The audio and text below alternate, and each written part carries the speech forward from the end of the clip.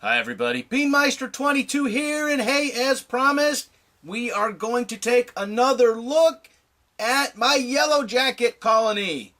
Or you could refer to them as Yellowjacket captives, but either way, Yellowjackets are these horrible, they're these horrible wasps, and really they're just horrible things. So if you know the story, one night at work, I found this nest, and we got to kill the Yellowjacket, so instead of spraying it with the bug spray, I decided I'm going to capture it and film them. Now, I'm sure by now you've seen many videos about this, including one from Leo Kim Video. He talked about this. Wasps eat spiders, and they feed it to their larvae. So we looked it up, and sure enough, and man, we can feed black widows to these Yellowjackets. At least that's what I thought. So, welcome to week 4! So, I told you guys I was going to do this, so I decided to finally set up a bigger tank for these guys, because, I mean, they can't live in this teeny tiny container very long. I gave them pear to eat and put spiders in there, but really it was too small. They could barely fly around, but as you saw from the other videos, and if you haven't, go check the videos out, they could fly perfectly well in that cylinder. But in order to film them in a more natural setting, I had to put them in a bigger container. So the tank we're setting up here, this is a 20-gallon tank. I believe they call it a 20L. Is that 20 long or 20 low? Either way, people use these for lizards and such. They are not set up for aquariums. You can't put water in them.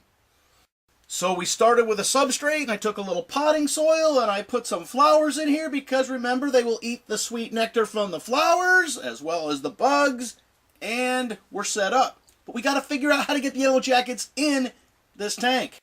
And another thing I did, I've been around the yard capturing spiders and different weird bugs and sticking them in the tank, including a handful of crickets I had that I've been feeding to our praying mantises. We'll make a video about that later. I wanted to pre-populate this tank with some other creatures for the Yellowjackets to munch down on, in addition to the flowers. And I wanted to do it before we get the Yellowjackets in there, because I have no idea what these Yellowjackets are going to do. Are they going to swarm? Are they going to... Who knows? So, we got to figure a way to get this cylinder, this hive with all these Yellowjackets in this tank. What I've been noticing is they are heat activated, not just sunlight, but heat. So as the air warms up, they are much more animated and active and moving around. So we are looking here in the morning, it's about 7 a.m. It's about 60 degrees Fahrenheit, so it's not very cold and it's not too warm, and these Yellowjackets are not very active right now.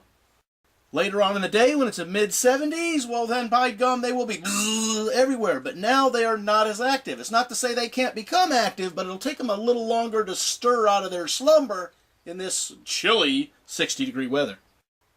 Like I said, the trick is to get the contents of this tube, of this cylinder, into this tank, get the tank lid closed before the Yellowjackets come at me.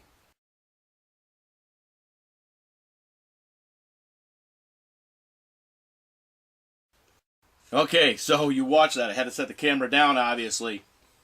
The problem is I couldn't get the lid to close all the way. And now, look at the Yellowjacket's nest is upside down. That's not going to do them any good. So the first thing I had to do is make sure that was closed all the way so nothing could get out. And then I had to figure out how I was going to turn that nest back over. And eventually, I'm going to get that cylinder out of there. Because, that could be a problem. Just open it up a little bit. And flip that thing over and close it up real quick. Yeah, sort of. Alright, so what we have here is about 24 Yellowjackets in this tank, with another dozen or so various spiders. Everything from orb weavers to the garden spiders to even a couple of false widows.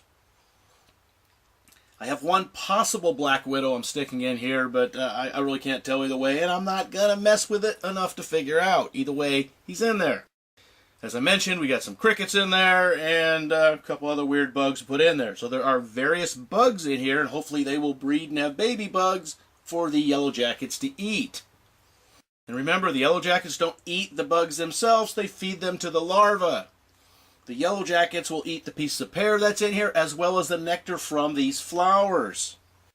Alright, so here you have it. This is week 4, but actually it's week 1 of the true Yellowjacket tank we have set up. What do you think? Is this a cool idea, or is this one of the stupidest ideas I've ever done? And remember, before you call this one of the stupidest ideas I've ever done, I do have a tank full of black widows. This was a house full of black widows.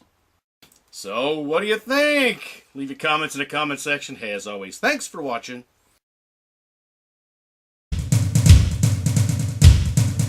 Beanmeister 22, the most dangerous man on YouTube.